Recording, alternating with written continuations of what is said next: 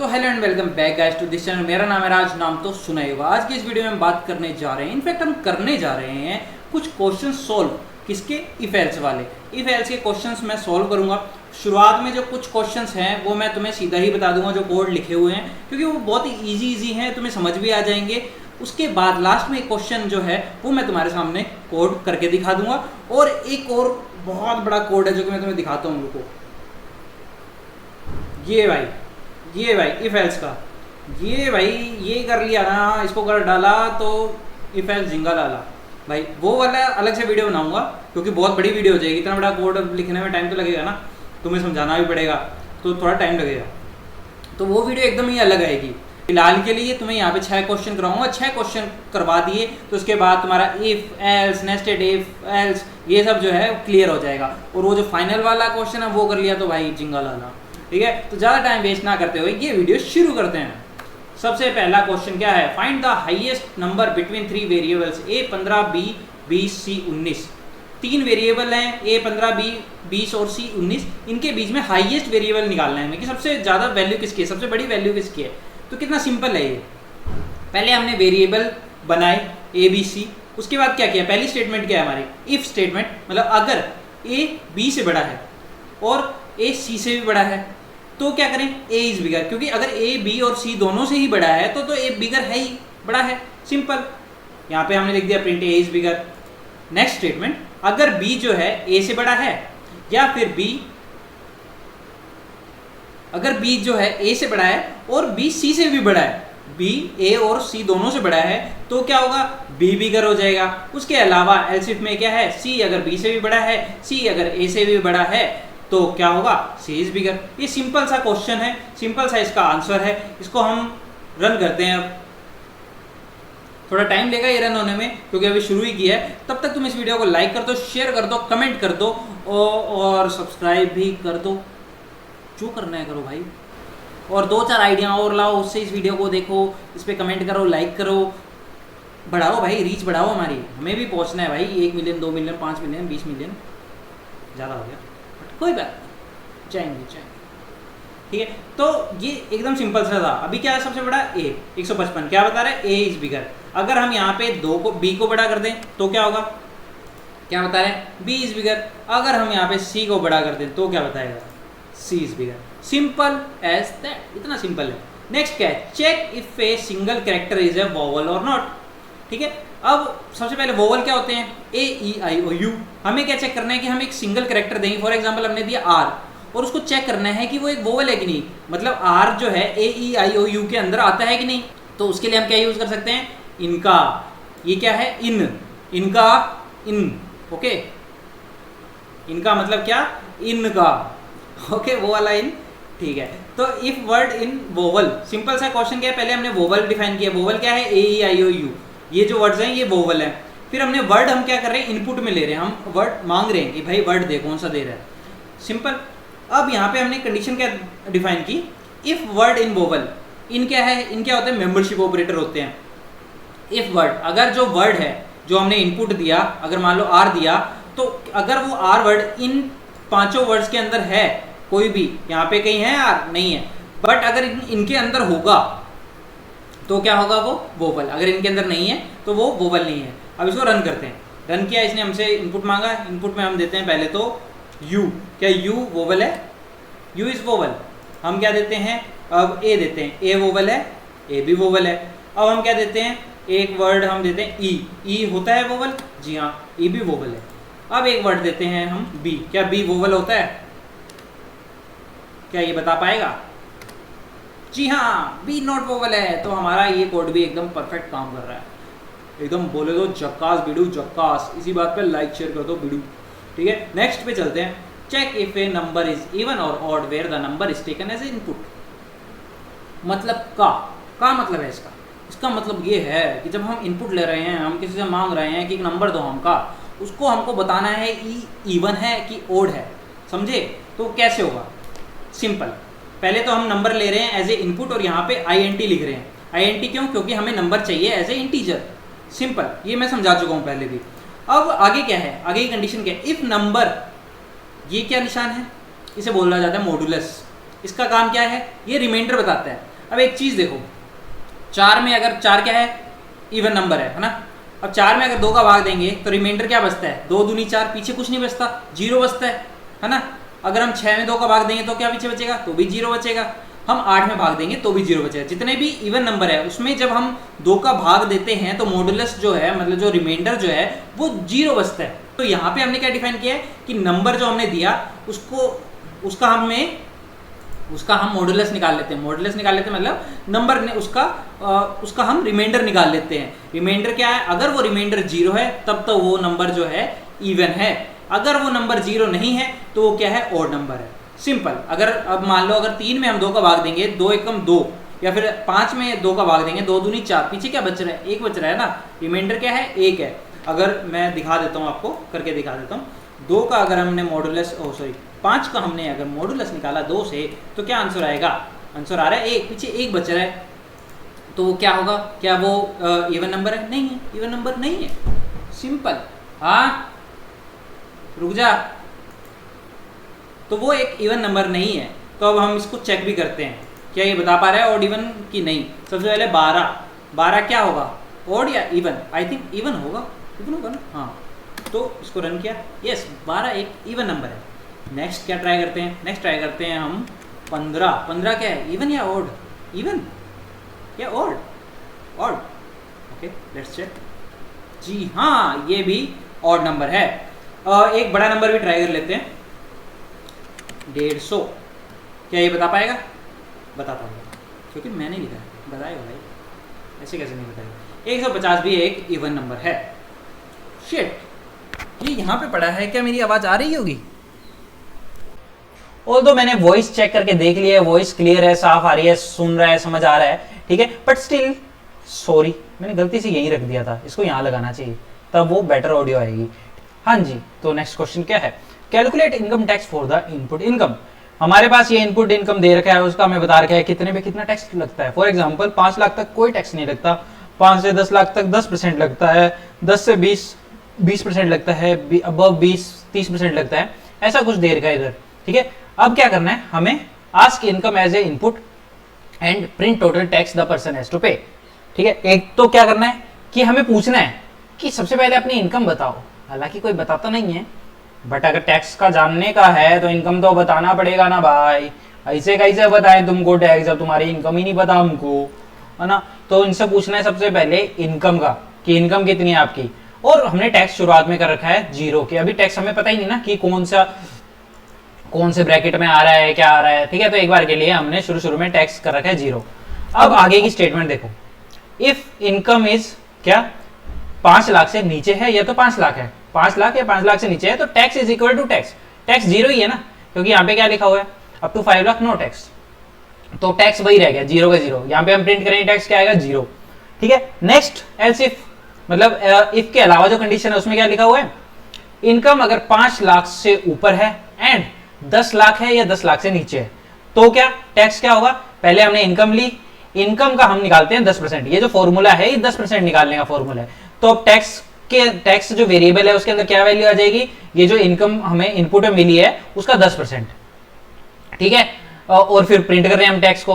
वैसे ही आगे हो रहा है कि अगर इनकम 10 लाख से ऊपर है, 20 लाख से नीचे है या 20 लाख है तो उसका 20% निकाल दो, या फिर अगर इससे भी ऊपर है और 30 लाख के ब्रैकेट में आ रहा है तो उसका 30% निकालो, मतलब 20 लाख से ऊपर है तो उसका 30% टैक्स लगेगा, सिंपल एज दैट। अब इसको रन करते हैं। क्या पूछा सबसे पहले, व्हाट इज योर इनकम, हमारी इनकम है, my income is I think it was 10 lakh, my income is 10 lakh. क्या आंसर आएगा इसका, 10 लाख का। अभी हम कौन से ब्रैकेट में जाएंगे, हम जाएंगे इस वाले ब्रैकेट में। 10 लाख का 10% कितना होता है, 10 लाख का 10% 1 लाख होता है, तो क्या 1 लाख आएगा, यहाँ 0 आया है, वाई 0, क्या मिस्टेक किए हम, कई दहाई सैकड़ा हजार 10,000 लाख, हमने यहाँ पे लाख लिखा है, ये हमारी गलती है। Let's do it again, 1000, 10,000, lakh, 10 lakh, 10 lakh हमारी इनकम है, इसका जो टैक्स आएगा वो 1 लाख आना चाहिए। क्या 1 लाख टैक्स आएगा, जी हाँ, इसका टैक्स आया 1 lakh.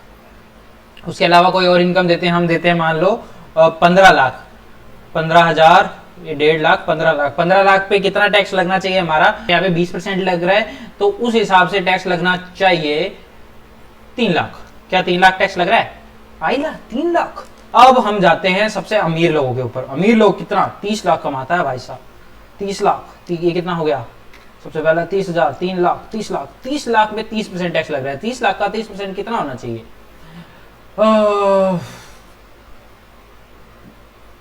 I think 9 lakh. Yes, इसका कितना टैक्स है? 30 लाख अगर उसकी इनकम है तो उसका टैक्स है 9 लाख। तो आई होप तुम्हें ये भी समझ आ गया होगा, बहुत इजी था। अब चलते हैं नेक्स्ट पे। अब ये कोड में लिखता हूं तुम्हारे सामने। हमें करना क्या है? If Virat scored 30 runs and match was T20 very good inning and if it was ODI और टेस्ट नॉट दैट गुड। मतलब अगर विराट ने 30 रन स्कोर किए हैं और मैच T20 था तब तो बहुत मस्त इनिंग थी, बट अगर T20 मैच नहीं था, ODI या टेस्ट था, तो भाई साहब 30 रन बहुत बड़ी बात नहीं है, थोड़े ज्यादा रन बनाने चाहिए थे। ठीक है, तो इसका कहने का मतलब ये है, पहली स्टेटमेंट हमें ये डिफाइन करनी है, पहली कंडीशन हमें ये डिफाइन करनी है। नेक्स्ट क्या है कि 50 रन से ज्यादा बनाए हैं, T20 में बनाए हैं तो बहुत बढ़िया इनिंग है भाई, अगर ODI में बनाए हैं तो हाँ अच्छी इनिंग है। 50 रन से ज्यादा बनाए तो अच्छी इनिंग है भाई, बहुत अच्छी इनिंग, बहुत अच्छी तो नहीं है बट अच्छी इनिंग है। बट अगर उसने 100 रन बनाए, फिर चाहे वो टेस्ट हो या T20 हो, वो एक एक्सीलेंट इनिंग है। अब हमें ये लिखना है, ये कैसे लिखेंगे हम? विराट रन्स वाला हमने इनपुट वेरिएबल तो बना ही रखा है कि हमें इनपुट हमसे ये इनपुट मांगेगा। अब हमें क्या करना है, बस इसमें हमें अपनी कंडीशंस डालनी है। सबसे पहली कंडीशन क्या है? If Virat runs is greater than और इक्वल टू 30 एंड, मतलब 30 रन से ऊपर है या 30 है, एंड 50 रन से विराट रन्स, वापस से लिखना पड़ेगा विराट रन्स, और 50 से नीचे है, 50 रन से नीचे है। यहाँ पे विराट रन लिखा हुआ है, विराट रन्स, ठीक है। अब ये हो गया एक स्टेटमेंट, अगर 30 से ज्यादा है और 50 से कम है। उसके अलावा एक और स्टेटमेंट डिफाइन करनी पड़ेगी, हमें चेक करना है कि ये मैच ODI है या फिर टेस्ट है या फिर T20 है। तो हम सिर्फ T20 डिफाइन कर देते हैं। मैच टाइप क्या है? Is equal to T20। अब यहाँ पे एक और इफ कंडीशन डालते हैं, इसे क्या बोला जाता है? नेस्टेड इफ कंडीशन डालते हैं। If match type is double equal to T20, अगर T20 मैच है तब क्या है? प्रिंट क्या था? Very good inning, very good innings. अब हमें डिफाइन करना है ODI या टेस्ट, जो भी, अगर मान लो T20 के अलावा क्या होगा? ODI test. हम समझ लो हमारे पास 3 ही ऑप्शन है, 3 ही होते हैं वैसे भी, T20 ODI टेस्ट, ठीक है। अगर T20 नहीं है तो या तो ODI है वो या तो टेस्ट है। तो हम या तो ऐसे लिख सकते हैं, if match is double equal to ODI और match double equal to test, या फिर हम सिंपल लिख सकते हैं एल्स, मतलब T20 के अलावा कोई भी मैच है, वहां पे क्या कर दें? प्रिंट क्या है? Not that good, not that good, I was not happy with the performance. ये एक जो है इन्वर्टेड कॉमा वो आएगा यहाँ। अब क्या है? Not that good. अब अगर हम इसको रन करेंगे तो क्या करेगा? ये रन मांगेगा, 30 हमने दिए, ठीक है, वेरी गुड इनिंग बता देगा, ठीक है। और मैच क्या है? T20। अब इसको अगर हम मैच को कर दें ODI और उसके बाद रन करें और उसके बाद गए 30, तो क्या बोलेगा? ये क्या है? Not that good. अब ऐसे करके हम आगे की भी लिख सकते हैं। अब क्या करना है? सिंपल है, इसी को चका, ऊपर वाले कोड को उठाया, पेस्ट किया, इसी को एक बार और पेस्ट कर देते हैं, ठीक है, पेस्ट कर दिया। अब इसी में चेंजेस करते हैं। इफ की जगह सबसे पहले क्या आएगा? Else if. Simple, smart work करना है, दोबारा क्यों लिखने जाए? विराट रन्स, अगली कंडीशन क्या है? विराट रन्स 50 रन है, तो यहाँ पे कर देते हैं 50, कि 50 रन है या फिर 50 रन से ज्यादा है, और उसके अलावा क्या है? 100 रन से कम है। अगर ऐसी कंडीशन है, एल्स इफ, अगर विराट के रन 50 रन से ज्यादा है, 100 रन से कम है, if match type is equal to T20, तो क्या लिखना है हमें? Very good inning. यहाँ पे ऑलरेडी वेरी गुड इनिंग लिखा हुआ है। एल्स अगर ODI या टेस्ट है तो क्या लिखना है? Good inning. यहाँ पे नॉट दैट गुड की जगह हमें क्या लिखना है? Simple good inning. सिंपल, हमें फालतू वर्क नहीं करना। हमें फालतू मेहनत क्यों करनी है? जब कॉपी पेस्ट से काम चल रहा है तो कॉपी पेस्ट करो, ठीक है, कोड समझ आना चाहिए। अब हमें एक और कंडीशन डिफाइन करनी है, उसमें क्या है? 100 रन से ऊपर। तो यहाँ पे सिंपल क्या करना है? विराट रन्स इज 100, या तो 100 के इक्वल हो या 100 से ऊपर हो, आगे की कंडीशन हटा देनी है, 100 रन से ऊपर है। तो अगर मैच T20 था तो अभी ये विराट रन 100 रन से ऊपर है तो सिंपल है, इतना लिखने की जरूरत ही नहीं है। इसके अंदर हम सिंपल लिख सकते हैं प्रिंट एक्सीलेंट इनिंग। क्यों इतना क्यों नहीं लिख रहे? क्योंकि यहाँ पे तो सिंपल लिखा ही हुआ है ना कि भाई अगर 100 रन से ऊपर है, फिर मैच T20 हो, ओडीआई हो या टेस्ट हो, एक्सीलेंट इनिंग लिखना है। तो एक्सीलेंट इनिंग हम सीधा लिख देते हैं, 100 रन से ऊपर है मतलब एक्सीलेंट इनिंग है, बाकी का इफ एल्स डालने की कोई जरूरत ही नहीं है। अब इसके अलावा एक कंडीशन और हम अपनी तरफ से लिख देते हैं, यहाँ पे नहीं लिखी हुई, एल्स की, मतलब अगर 30 रन से नीचे बनाए हैं तो फिर क्या। तो यहाँ पे हम लिख देते हैं एल्स 30 रन से नीचे बनाए हैं, तो यहाँ पे हम क्या प्रिंट करेंगे, यहाँ पे हम प्रिंट करेंगे बैड इनिंग। अब वो चाहे T20 में हो, चाहे वो 50-50 में हो, चाहे वो ओडीआई में हो, अगर 30 रन से नीचे बनाए हैं तो वो बैड इनिंग है, सिंपल। अब इसको करते हैं रन, ठीक है। सबसे पहले विराट रन पूछ रहे हैं, हमने दिए, मान लो हमने दिए 51 रन दिए, तो क्या बोला है गुड इनिंग। अब ये एस जो है यहां पे क्या हुआ है, यहां पे हमने एक गलती की है, वो है इफ की जगह एलिफ, हमने एलिफ की जगह इफ लगाया इसलिए ये एल्स भी रन हुआ है, ठीक है। हमें यहाँ पे एलिफ लगाना था। अब इसको रन करते हैं। यहाँ पे हमने लिखा फॉर एग्जांपल विराट ने मारे 52 रन, तो क्या है it was a good inning. Good inning क्यों है, ये हट जा भाई, मैच टाइप क्या है ओडीआई है, और हमने क्या स्टेटमेंट बना रखी है कि अगर 50 रन से ज्यादा है और ओडीआई है तो क्या गुड इनिंग। यही अगर मैच क्या होता है T20, ये हटेगा क्यों नहीं भाई, हट जा भाई, क्या गलती कर दी मैंने, हट जा। हाँ हाँ, अब यही हम इसको कर देते हैं, इसको कर देते हैं T20 और उसके बाद इसको हम करते हैं दोबारा रन को T20 करके अगर रन लिखे और उसके बाद हम बाउंड लिखते हैं तो क्या बोलेगा ये, तो ये बोल रहा है वेरी गुड इनिंग, क्योंकि T20 में हमने 50 विराट कोहली ने 50 रन बनाए हैं। अगर विराट कोहली ने बनाए तो समझ लो हमने बनाया भाई, विराट कोहली अपना ही तो है, ठीक है। तो विराट ने अगर T20 में 50 रन से ज्यादा बनाए हैं तो वो वेरी गुड इनिंग है। अब यहाँ पे लिख देते हैं अगर उसने 100 रन से ज्यादा बनाए तो क्या होगा, 100 रन से ज्यादा बनाए तो एक्सीलेंट इनिंग बताएगा। क्या ये बता रहा है, एक्सीलेंट इनिंग बता रहा है। अगर 99 बताएं तो 99 पे क्या बोल रहा है, 99 बहुत अच्छे रन है, बट हमारे कोड के according very good inning, excellent inning नहीं है। 100 बनाता तो एक्सीलेंट इनिंग हो जाता, ठीक है। तो कोड के अकॉर्डिंग ये है। अब बचती है एक और कंडीशन, वो है एल्स कंडीशन। वो कब रन होगी, जब हमने स्कोर लिखा 15 पे क्या बोलेगा ये बैड इनिंग। रन कितने बनाए हैं 15, और ये एक बैड इनिंग थी कि 15 रन है यार भाई, कोई बड़ी बात नहीं है, 15 रन से कुछ होगा नहीं, टीम का कोई फायदा हुआ नहीं है, ठीक है। तो ये इतनी अच्छी इनिंग नहीं थी। तो आई होप तुम्हें ये वाला कोड भी समझ आ गया होगा। आज की वीडियो में इतना ही। नेक्स्ट वीडियो जो होगी भाई वो बहुत बढ़िया होने वाली है, क्योंकि ये कोड समझाना है तुमको, बहुत बड़ा है और इतना मस्त कोड है ना भाई। अगर ये समझ लिया तो तुम्हारे काफी सारे कॉन्सेप्ट क्लियर हो जाएंगे एकदम, मतलब इफ एल्स में तुम प्रो हो जाओगे। तो आज की वीडियो में इतना ही। बाय बाय गाइस, फिर मिलते हैं नेक्स्ट वीडियो में।